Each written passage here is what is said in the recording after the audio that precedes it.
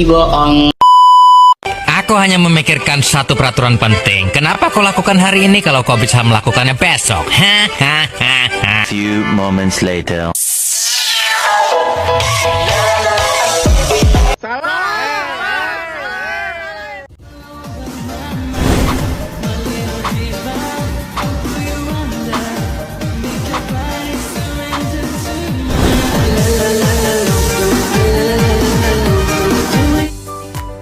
Halo semuanya, hari ini saya akan mempresentasikan tugas satu mata kuliah Pancasila yang bertemakan pembelajaran dari sejarah Pancasila.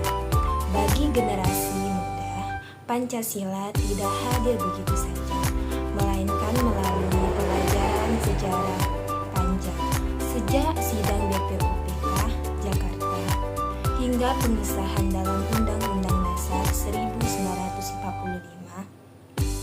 Para pendiri bangsa berjuang merumuskan dasar negara yang dapat menyatukan seluruh rakyat Indonesia. Perjalanan ini kemudian berlanjut dalam konteks sejarah bangsa dari masa ke masa, seperti awal kemerdekaan, RIS, demokrasi terpimpin, hingga reformasi.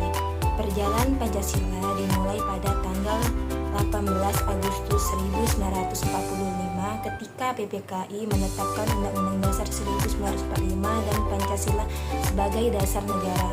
Pada masa awal kemerdekaan, Pancasila berfungsi sebagai perekat bangsa yang baru merdeka dan masih mencari bentuk pemerintah yang stabil. Namun, tantangan seperti pemberontakan dan konflik politik membuat penerapan nilai-nilai Pancasila belum maksimal.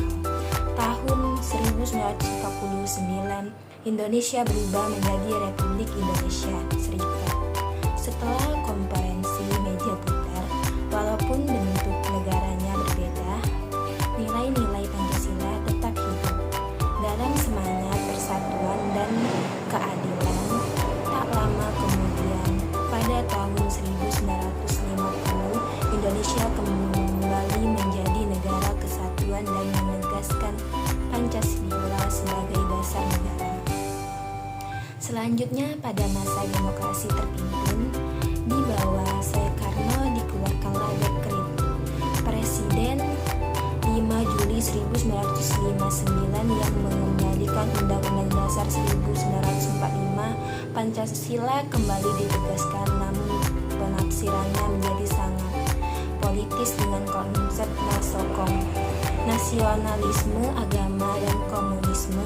Hal ini menyebabkan penyimpangan dari nilai asli Pancasila karena ideologi lain ikut dimasukkan dalam sistem pemerintahan. Kemudian pada masa Orde Baru dijadikan ideologi tunggal melalui program P4, pedoman, penghayatan, dan mengamalkan Pancasila. Pemerintahan berusaha menanamkan nilai-nilai Pancasila kepada masyarakat. Dalam praktiknya, Pancasila sering digunakan sebagai alat legitimasi politik untuk mempertahankan kekuasaan dan memenangkan kebebasan rakyat. Tahun 1998 lahirnya era reformasi yang membawa sangat demokrasi dan kebebasan. Pancasila dikembalikan ke perannya yang sejati sebagai dasar moral dan panduan etika kebangsaan. Kini generasi muda diharapkan mampu menghidupkan nilai-nilai Pancasila dalam kehidupan digital, sosial, dan politik secara terbuka dan inklusif.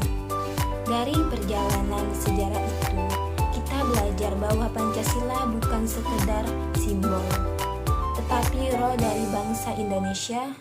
Sebagai generasi muda tidak harus menjaga persatuan, menghormati perbedaan, dan mengamalkan nilai-nilai kemanusiaan dalam kehidupan sehari-hari. Begitu semangat Pancasila akan tetap hidup untuk mewujudkan Indonesia yang damai, adil, dan sejahtera. Demikian untuk presentasi saya hari ini. Wassalamualaikum warahmatullahi wabarakatuh.